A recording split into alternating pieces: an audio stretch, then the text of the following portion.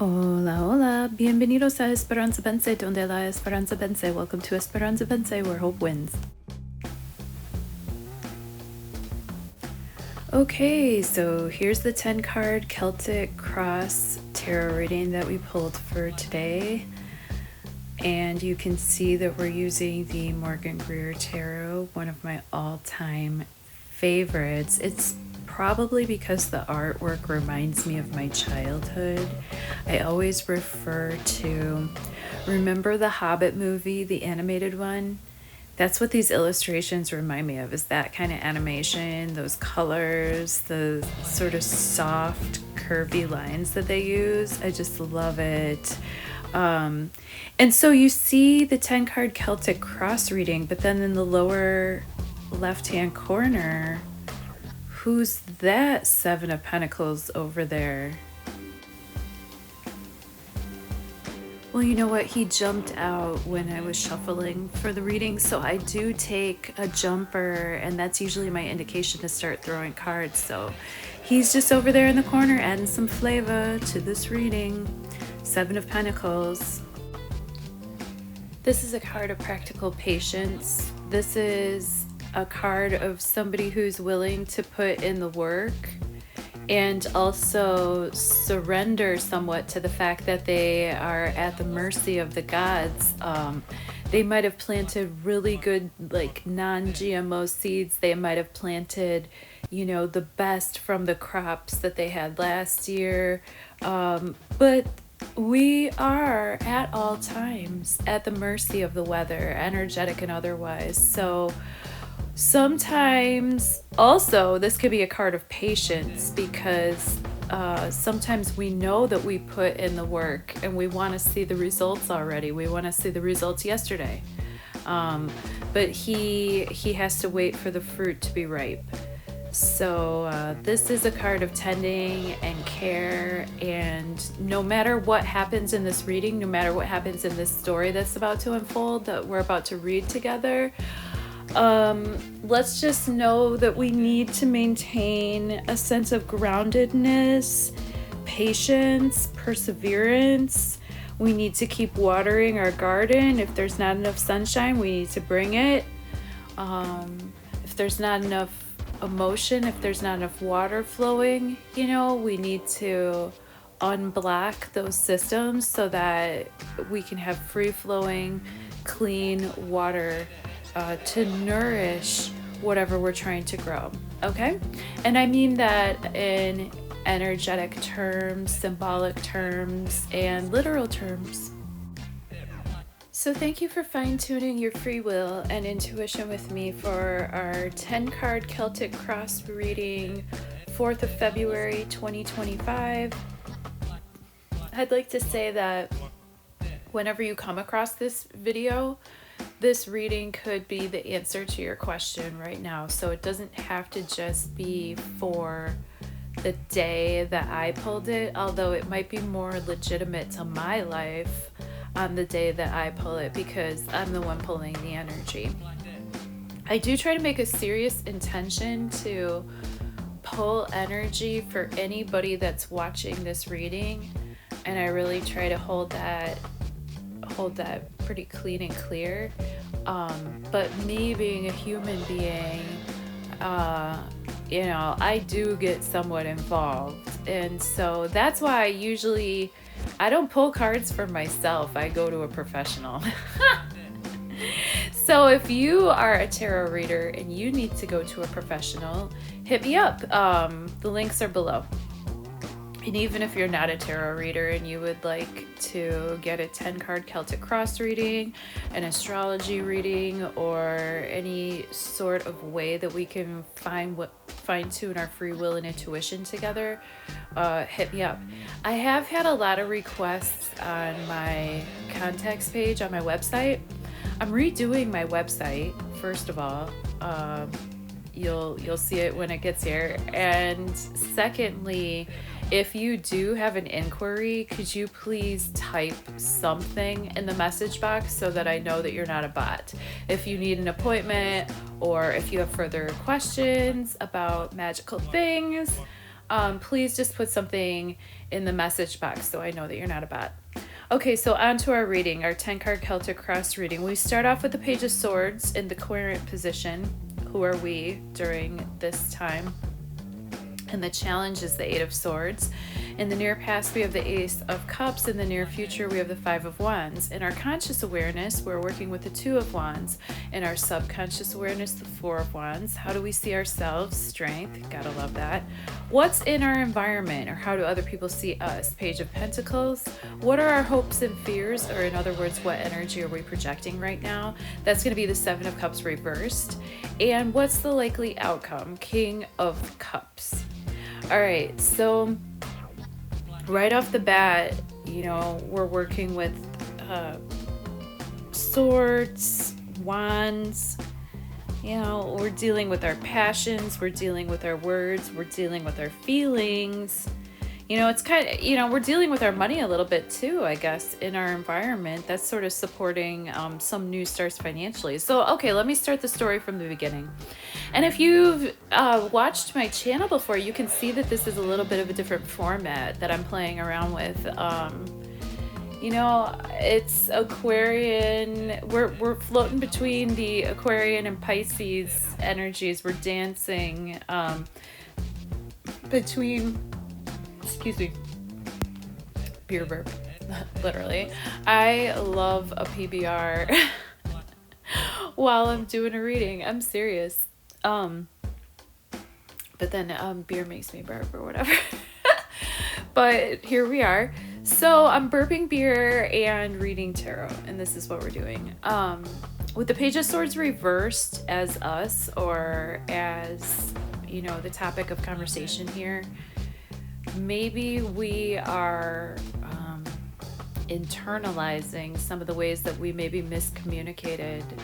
Page of Swords, pages are usually sort of youthful energy. That energy can come across as immature.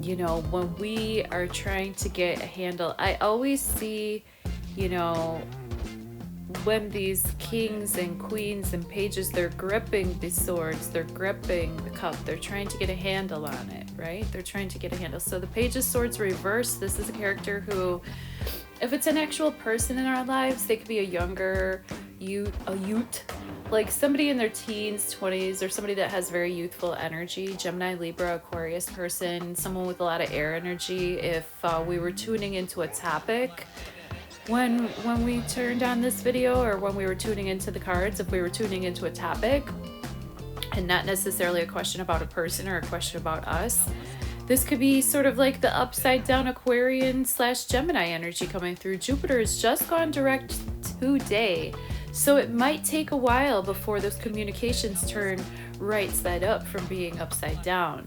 And you know, we're coming into the phase to where, you know, Mars is going to go direct at the end of the month, but then, you know, Venus is already in the shadow phase of turning retrograde on the 1st of March. So we're working with this 2 steps forward, 3 steps back type dance of energy. And I'm also feeling very strongly this dance between the Pisces and Aquarius vibes of, like, you know, having a handle on humanitarian reality and thoughts and waves of consciousness that actually work on Earth with human beings, but also having a higher vision for our spiritual selves and going beyond, you know, our human side and communicating with, you know, even other realms and other beings. So all of that sort of falls under that general category.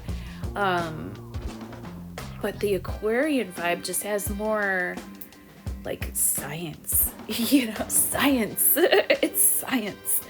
And so, you know, what is holding us back from being able to get a better handle on these new communicative starts that we're seeing here with the Page of Swords reversed? What's holding us back is actually, again, thoughts, communications, and those are from our own self. When we see the Eight of Swords coming up, especially in a challenged position, we know that it is our own minds that are holding us back. And wouldn't you know it, the Eight of Swords is the number 8. Aquarian energy happens to fall in my 8th house to to be quite frank. And eighth house matters have to do with like really deep transformation, Pluto situations. So, you know, with Pluto naturally ruling, you know, eighth house things like death, rebirth, you know, the transformation from the Scorpio to the Eagle to the Phoenix and all of this. And then we have the Eight of Swords here, you know, as our challenge card coming up. I can take this personally or we can take this collectively, however it hits, but we just know that what's holding us back is our inability to think differently about the topic or the situation. We need to just be a little bit more open to moving differently. If we move slightly differently, or if we move at all, maybe we're in our heads too much and we need to move our tush a little bit.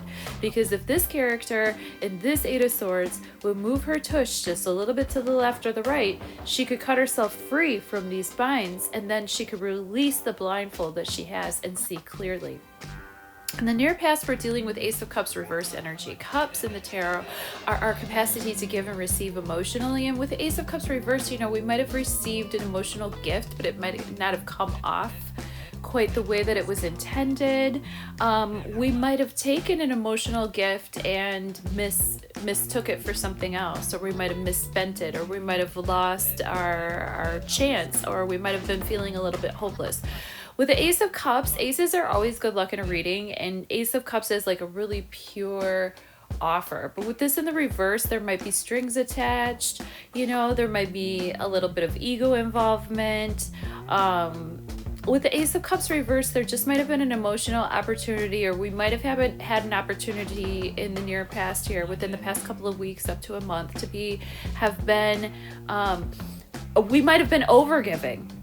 That could be it too, because do you see how this cup is upside down? It's turned upside down, and that cup can just overflow and spill. So that might be sort of that codependent overgiving energy to where the cup becomes depleted. In the near future, we have the Five of Wands energy, and that really represents everybody hanging on to what they're passionate about personally, but collectively not really making a lot of progress. They might be having fun, having a friendly debate. You know, this could be people, more people than just me, having a PBR in their hand and just sort of chit-chatting about whatever they're passionate about, but not actually doing anything about it or being constructive. Five of Wands energy at its worst can be more leaning towards argument, debate, but you see on those wands there's still those leaves growing, and those are oak leaves too, so those are meant to be, you know, for a lifetime. Oak trees last for frickin' ever, dude. So, you know, whatever these people are hanging on to, whatever they're passionate about, whatever they're creative with, and whatever they're using their wands to create in this reality, what they do need to recognize is that the element of cooperation is what's going to get these sparks lit, you know. And so together, if they put those wands all together and then somebody just brings the fire, like a little bit of a spark, a little bit of a Knight of Wands could ignite that bonfire, and we could really get some things going. In our conscious awareness here, we're working with the Two of Wands. Two of Wands is a card to where, you know, we've moved past the ace, we've taken the inspiration, we know what we're passionate about, we know what ignites the vitality within us, what gives us growth. Again, we could see on that wand that little growth, that little leaf, and I think that that represents that Mars energy, that growth, that vitality, that action, when we actually get that spark and move on it. Okay, now we're going to need the pentacles to stay grounded and keep coming back day after day after day and bring that fire down to earth. But with these fire cards, with these wands cards representing fire, that's the match that lights the spark that gets us going and gets us moving. So this character is holding a globe in their hand. It could be a globe, it could be a crystal sphere. They're really contemplating how they're going to take this spark and bring it into reality, bring it into the world. Excuse me. Gotta have a sip of my PBR. How are they going to take this spark from the ace and how are they going to put it out there into reality? This is a card Some readers read this as a card of having the world in your hands. I think this is a card of contemplating how one fits into the greater scheme of the world, because usually you see the person on the Two of Wands card, they're standing on top of their own castle, inside of their own comfort zone. They're contemplating leaving their comfort zone and maybe leveling up, maybe adding that third wand, that element of cooperation that goes beyond me and you, and now we're talking about a bigger we, you know, really putting ourselves out there. In our subconscious energy, the Four of Wands speaks of home life, of harmony at home. Fourth house matters.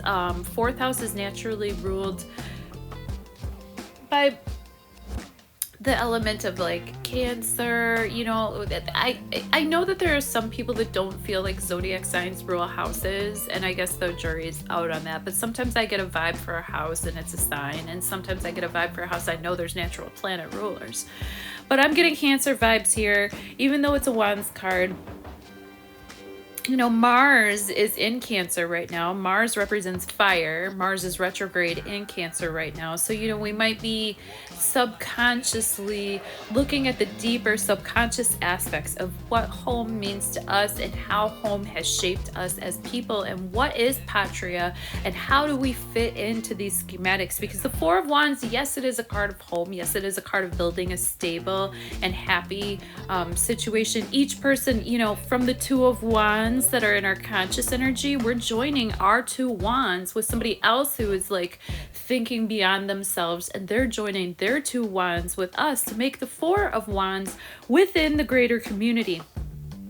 So it's like, how are we stabilizing ourselves? How are we using the number 4? How are we using Saturnian energy to add structure and stabilize ourselves within the larger community, with others, or with another, and then with others? Okay, how do we pair up, and then how do we multiply our love, our passion, our vitality, and create a healthy situation for the community as well? How do we see ourselves right now? Strength.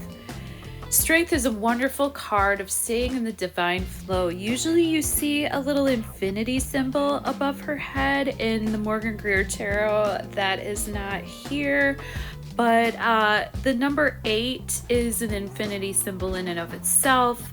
I've been praying and praying, like, what is it? Thessalonians 14:1 or something like that. Pray without ceasing. Thessalonians, I don't know how you pronounce that. Anyway, in the Bible, there's a saying that says pray without ceasing, and I've been praying to stay in the flow. Please let me stay in the flow. Let me stay in the flow. I don't want to resist, and I'm such a control freak. Yeah, there's that. But with the Strength card, how we see ourselves, well, that's good, because that means that, you know, we are remaining grounded, we're remaining gentle. Our strength comes from love, from being courageous in our heart, that Leo energy, that strong heart. Now we're going to have a full moon in Leo coming soon here, I believe on the 13th, 14th, right around Valentine's Day actually, which it just occurred to me this year after following astrology for 30 freaking years. I just realized that like Valentine's Day happens right around the full moon in Leo. Like, duh. It's our heart space. It's where we open up to like being seen as our true selves and being brave enough to show our chest, because when you do show your chest, that leaves you vulnerable. You know, that leaves you vulnerable to attack, really. There's a reason why, you know, a breastplate was a major part of armor. You know, our heart is the strongest muscle and yet one of the most vulnerable muscles in our entire body. And with the Strength card here, we see that when she sits in her own beauty, when she sits in her own divine femininity, when she sits in her own fertility and calm, things open up for her. When she can tame the beast, You know, life opens up to her and she remains in the flow.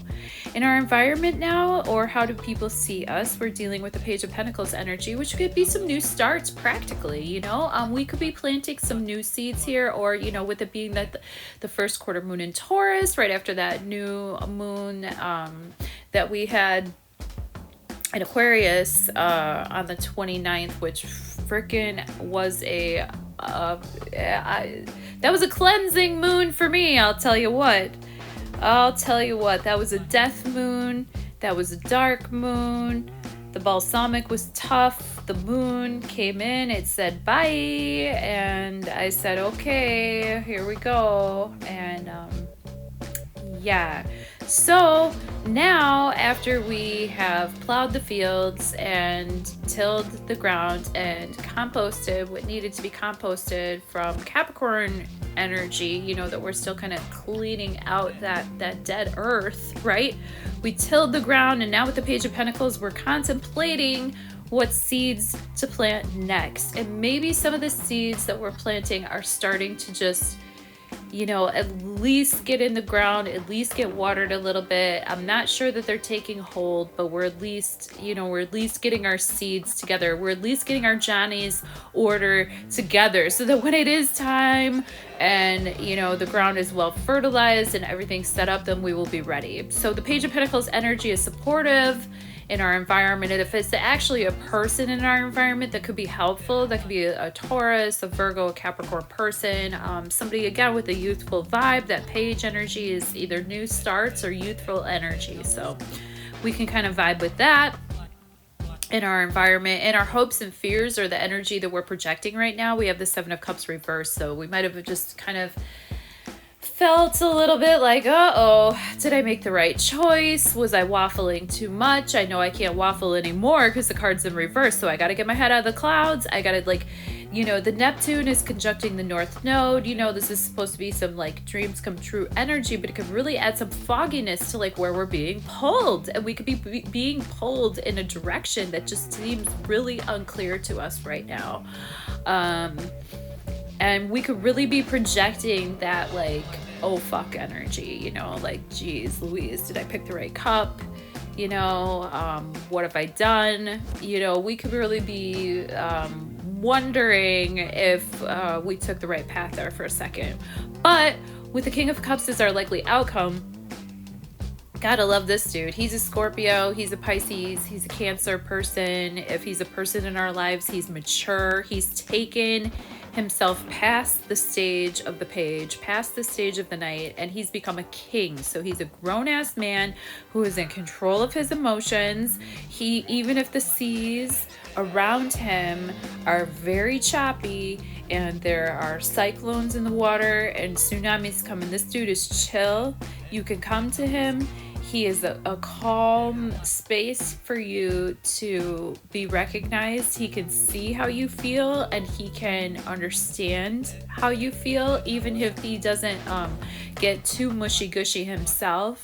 He's emotionally available. And look, his hat almost looks like the kind of snake vibes. And we're in the year of the snake right now. So let's go towards this King of Cup energy to where we're like masters of our own emotional domain, but yet we're still open. You know, we still have something to offer emotionally. We're not completely closed off, but we're not, you know, completely barfing our emotions everywhere either. Or if we can, you know, hang in there, as a likely outcome, this person will probably come into our lives and be able to offer us some emotional stability, which could be really nice. Really nice vibes. Okay, so that's what I have for us for tarot, right? Meow, on 4th of February 2025. After I did this reading, I saw a card on the bottom of the deck. Yeah, so on the bottom of the deck, we got the Two of Cups reversed. So again, you know, we had the Ace of Cups reversed in our near past, and then with the Two of Cups reversed on the bottom of the deck, I'm just wondering if there was some emotional situation that just didn't get quite off on the right foot. You know, we might need a reboot. We might need a restart. We might need a rethink, you know what I'm saying? Because with the Venus gone into the shadow period now, and then she's going to be retrograde pretty much all of March, all of April, and things aren't going to move direct again until like the end of April, beginning of May. So this might be a time of like review, rethink, be aware that things might come back around. So yeah, thanks again for fine-tuning your free will and intuition with me. You can subscribe on this channel here, Esperanza Vence Tarot. You can check out my other channel on YouTube, Esperanza Vence. It's spicy over there. I upload music sometimes and whatever the fuck I want to. EsperanzaVence.com on the contacts page for readings. I have a calendar on that page too. You can always book there. I don't know if it's up to date. Nothing's up to date. Just email me. Love you. Thank you. See you later. Bye.